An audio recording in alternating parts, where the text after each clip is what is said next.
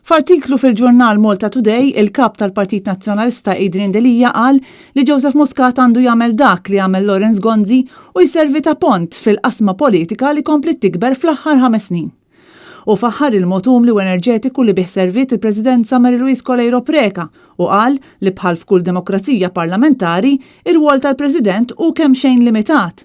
Madankollu ikompli jgħid li minkejja nuqqas ta' saħħa eżekuttiva, il-President jirrappreżenta l-kuxjenza tan-nazzjon u l-boxla morali tal-poplu Malti Wawċi.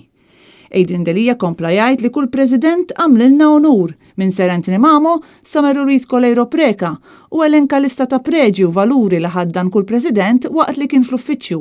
Kompla jispjega kif mill-1976 sal-2009 il-President kien dejjem magħżul minn fost persuni qrib il-Gvern. Iżda fl-2009 il-Prim Ministru ta' dak iż-żmien mar lilin minn dan il-prassi u minflok ħatar lil Ġol Ċabela li sa dik iż-żmien kien viċi kap tal-Partit Laburista. Fl-2014 l-Oppożizzjoni mbagħad immexxija minn Simon Busuttil ivvutat favur in-nomina ta' Mary-Louise Colejro Preca.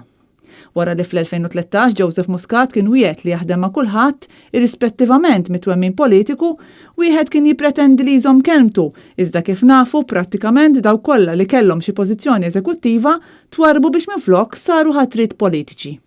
Il-kap tal-Oppożizzjoni qal li fil-waqt li l-Amministrazzjoni Nazzjonalista żammet persuni li kienu appuntati minn Alfred Sant wara l-1998, dawn kienu kapaċi jaħdmu b'mod korrett u etiku mingħajr biża' jew favur. Al kontrarju ta' dan fl-2013 sar eżerċizzju ta' tkeċċijiet fuq bażi ta' twemmin politiku. Adrian Delija temm l-artiklu billi qal li minkejja li Joseph Muscat irnexxielu jġib bidliet soċjali u falla bil-kbir milli jġib l-akbar bidla, dik tal-għaqda politika. Adrian Delija għalaq l-artiklu hekk: Issa huwa żmien, dan il-pajjiż u tagħna lkoll.